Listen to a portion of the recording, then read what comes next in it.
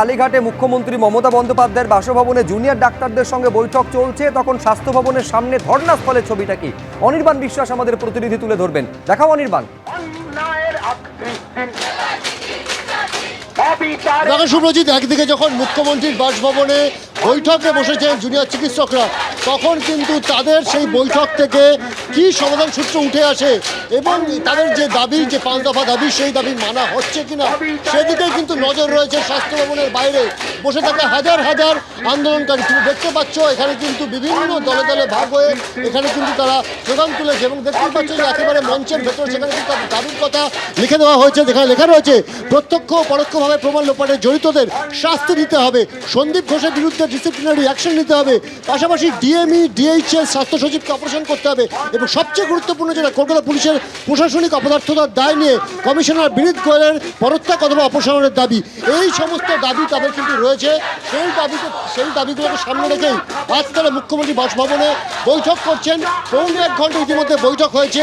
সেই বৈঠক থেকে কি বৈঠক চলছে, সেখানে কি হচ্ছে নিঃসন্দেহে সেদিকে নজর থাকবে। পৌনে 1 ঘন্টা ধরে বৈঠক চলছে, বৈঠক স্টিল কন্টিনিউইং। বৈঠক আনুষ্ঠানিকভাবে শুরু হয়েছে, নিঃসন্দেহে সারা রাজ্যবাসী জানতে চাইছেন কি চলছে ভেতরে।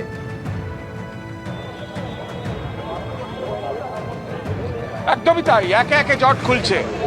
4বার পদক্ষেপ করেও যেটা সমাধান হয়নি, আজকে প্রাথমিকভাবে সেই সমাধান হয়েছে, অন্তত বৈঠকটা শুরু করা গেছে। আমরা মমতা বন্দ্যোপাধ্যায়ের বাড়ির গলির সামনে আছি। এখান থেকে মমতা বন্দ্যোপাধ্যায়ের বাড়ির ভেতর ঢুকে চিকিৎসক যে 30 জন প্রতিনিধি, তারা তো গেছেনই। এমনকি তাদের যে দাবি ছিল সর্বশেষ মেলে যে 2জন পেশাদার স্টেনোগ্রাফার তাদের নিয়ে যেতে হবে, সেই স্টেনোগ্রাফার নিয়ে যাওয়ার যে দাবি চিকিৎসকদের তরফ থেকে করা হয়েছিল, সেই সিদ্ধান্তকেও মান্যতা দিয়েছে সরকার। অর্থাৎ একদিকে যেমন লাইভ স্ট্রিমিংয়ের দাবি থেকে সরে এসছে চিকিৎসকরা, একদিকে যেমন ভিডিওগ্রাফি দাবি থেকে সরে এসছে চিকিৎসকরা, তেমনি সরকার আবার পাশাপাশি উল্টো দিকে তারা স্টেনোগ্রাফারদের ভেতরে ঢুকে মান্যতা দিয়েছে। অর্থাৎ দুপক্ষের একটা নমনীয়তার ফলে আজকে প্রাথমিক ধাপ হিসেবে কিন্তু বৈঠকটা শুরু করা গেছে।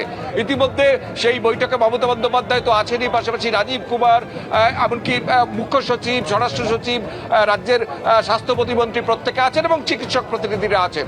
এবং যেটা বারবার বলা হচ্ছিল যে 4বার এই বৈঠক ডেকেও কিন্তু শেষ পর্যন্ত সমাধান সূত্র হয়নি, এমনকি বৈঠকটাই শুরু হয়নি। নবান্নে বৈঠক হয়নি, এই কালীঘাটি গত শনিবার বৈঠক ভেস্তে গেছে, আজকে সেই বৈঠক শুরু হয়েছে। এখন দেখার যেভাবে একটার পর একটা জট খুলছে, শেষ জটটা কি খুলবে। অর্থাৎ যে 5 দফা দাবিতে চিকিৎসকরা অনর, প্রথমত হচ্ছে বিচার তো চাই, পাশাপাশি পুলিশ কমিশনার তারকে পদত্যাগ করতে হবে, তাকে সরাতে হবে। মমতা বন্দ্যোপাধ্যায় দুর্গাপুজোর একটা তত্ত্ব এনেছিলেন সামনে, পুলিশ কমিশনারের সরানোর প্রসঙ্গ এনে। এখন রাজ্যের প্রশাসনিক প্রধানকে পুলিশ কমিশনারের সরানোর সিদ্ধান্ত নেবেন, যে স্বাস্থ্য সচিব তাকে কি সরানোর সিদ্ধান্ত নেবেন এবং সেই সিদ্ধান্ত কি মিনিটসে লেখা হবে এবং তাতে দুপক্ষ সই করবে। ইতিমধ্যে তুমি জানো যে কার্যবিবরণী লিপিবদ্ধ হবে এবং তাতে দুপক্ষ সই করবে, এটা তো সরকারের মেলেই ছিল, ইমেলেই ছিল।